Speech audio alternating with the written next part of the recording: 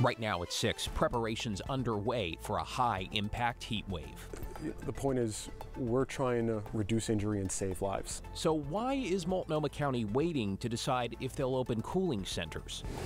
And fire danger on the rise, where burn bans are already in place, and how they could affect your holiday plans. Plus, I'm Ashley Grams here in Banks, Oregon, where the Historical Society is trying to save a home that's 150 years old. Coming up, we'll take a look at why the city says that just might not be possible. And a new kind of light show for the 4th of July. It will be different, but I think more inclusive. The city that's trading in big booms for dazzling drones.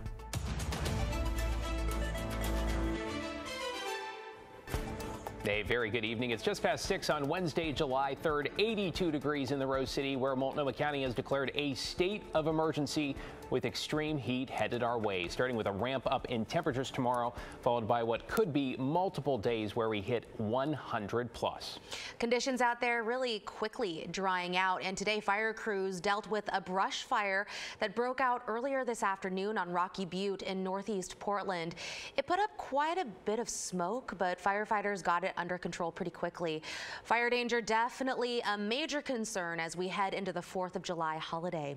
Thank you for joining us tonight. I'm Christine Pitawanich. And I'm David Molko here. We're going to talk about burn bans in just a moment as we get right to team coverage of this weather impact alert, with Blair Best tracking whether cooling shelters will open and Daisy Caballero on efforts to help vulnerable seniors stay safe. But of course, first, let's start things off with Chief Meteorologist Matt Zafino. Matt, give us the latest here on this hot forecast. Thank you so much, Christine. Now, the forecast has really kind of come to a consensus on Saturday and Sunday being the hottest days. Now I think Sunday may actually edge Saturday out as the hottest in this stretch. But even tomorrow, we're in the 90s, and so begins a solid week of 90-degree temperatures, highlighted, of course, by those triple-digit days, Friday, Saturday, Sunday, and now Monday. Now, you'll notice those days are painted red as opposed to the blue days of our normal 7-day forecast. We started this program this week. It's called our Weather Impact Alert Days, and we'll do this whenever we see weather that's going to be at the very least inconvenient, but then potentially also on the high end of the scale dangerous, which is what this is trending towards. So tomorrow, not bad for the 4th of July, 93. Yes, hot, but we've been that warm already a few times this year, but we have not been to 100 yet this year, and we'll do that on Friday. Saturday 104, Sunday 105. Either way, I think Sunday will be a little bit warmer, but we're only talking a degree, so the weekend will be incredibly hot. We're still around 100 on Monday, drop down to 95 Tuesday, still in the 90s next Wednesday. So it's going to take a while to break the back of what will be a very, very long duration heat wave for us. In fact, look at the map now. It's all lit up with color. Excessive heat warning here, even the Cascades under a heat advisory. So if you're thinking, oh, I'll go up in elevation, yeah, it'll cool off a bit, but it'll still be extremely hot for those areas. And we have an excessive heat warning out for the Columbia Basin. Also down in southwest Oregon, we also have a fire weather warning there across the Siskiyou. So Thursday through Monday will be the hottest time period. We're talking about excessive heat over 100 degrees. And what do you need to think about doing? Well, the need to think about would be stay hydrated, of course, including your pets, your plants, friends, family, especially the elderly, and try to avoid strenuous activity if you can. Stay cool and stay safe, guys. Yeah, glad you're keeping tabs on the heat here, Matt. Thank you. Let's bring in Blair Best now. Blair, Multnomah County has declared a state of emergency starting Friday. So I'm curious what you're hearing about cooling centers at this point.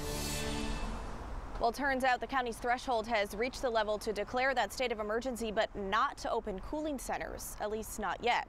Now, we are one day out from when extreme heat is set to reach the area. The county is still deciding on whether or not emergency cooling centers will open, and they're waiting for the heat to exceed their threshold, meaning when the National Weather Service forecasts extreme heat risk, that's when cooling centers would open. And if they open, they will let people know the day before. Until then, it's up to the community to do their part to stay safe. In public health, we're really trying to spread the word of stay hydrated, go into shade if you're feeling hot, and trying to prevent any kind of heat-related illness this week. Now, surrounding cities like Beaverton and even Clackamas County, they already have plans to open cooling centers this week. And we're told Multnomah County will make its decision tomorrow morning on if they will open cooling centers and where they will be located. Christine, David. All right, so still some uncertainty as we get clarity in our forecast. Thank you, Blair. Let's get to Daisy Caballero now. Daisy, you tagged along with a group already working to help vulnerable seniors. What'd you learn? Yeah, David, thank you so much. Yeah, thanks to the nearly 200 volunteers, the nonprofit Meals on Wheels delivered about 8,000 meals in the Portland metro area today, and about 10% of those came with a fan to help them beat the heat. The operations manager says about 50% of homebound seniors they serve live alone and often lack human interactions. So it was critical for their volunteers to make the one-on-one connections and assure they had everything they needed ahead of these triple-digit temperatures. We spoke with a family who received a food bag and a fan and say that they're thankful for everything the Meals on Wheels folks do year-round, but especially ahead of weather events like the one starting tomorrow. My across the street neighbors are very, very friendly, and they check on us also. So it's very important to check on your elders, even if you're not elderly, but if you're disabled or just a neighbor. So today, 1,500 bags filled with 7 frozen meals traveled from the nonprofit's kitchens around the metro and into these people's homes as a sense of connection and relief to many. And if you're looking for a way to help the nonprofit but can't volunteer your time, it's the nonprofit, is always looking for new or gently used fans. You can donate them to any Meals on Wheels location. Back to you guys. Yeah, thank you for that reporting, Daisy.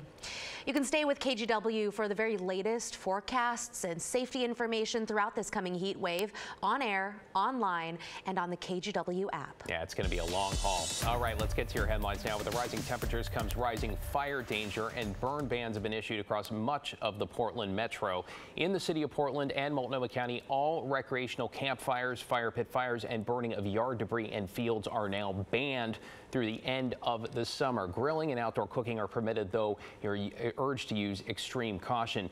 In Washington and Clackamas counties, recreational fires and fire pit fires are allowed, but burning yard debris and fields are banned. And Clark County's burn ban takes effect Friday, which includes all land clearing and residential burning.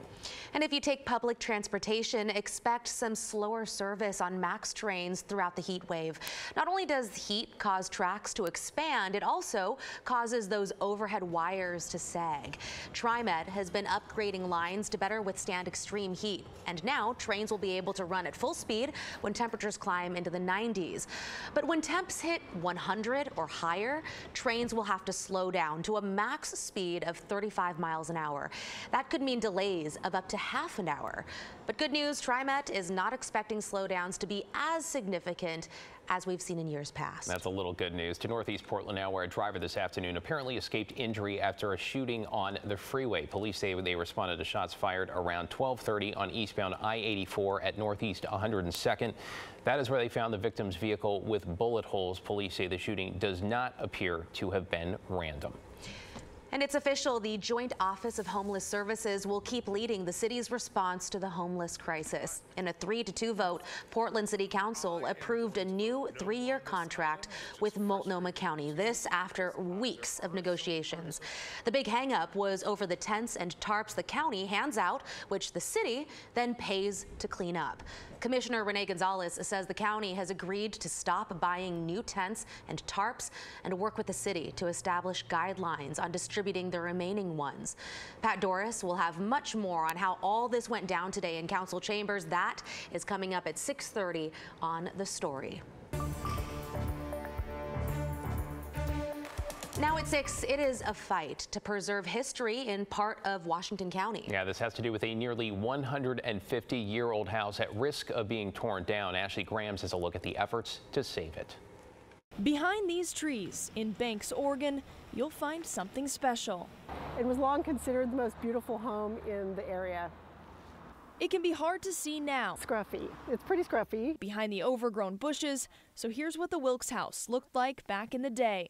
It belonged to the first pioneers who came out on the Oregon Trail in 1845 and laid claim to this entire area here in 1847. Jennifer Newton is with the Banks Historical Society and says the once grand farmhouse was built in the early 1870s. It's a wonderful opportunity to help people connect with their local community. Newton says the Historical Society wants to help restore the building and that connection.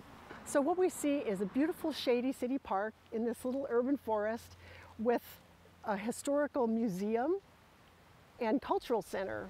But right now, this plot of land is slated for private development, and if those plans are approved, the acre where the Wilkes House sits will be up for municipal use.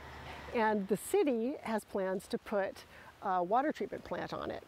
Even though the Historical Society has so much passion and desire to save this property, to restore the Wilkes House, the city of Banks says it just might not be possible. Here's what the mayor said in a statement. The city does not own the property or the Wilkes House, and development plans are still in progress. The mayor also said the property owner offered to give the structure to the local Historical Society for free, so long as they move the building to another location. But Newton says after some research, that's just not a viable option.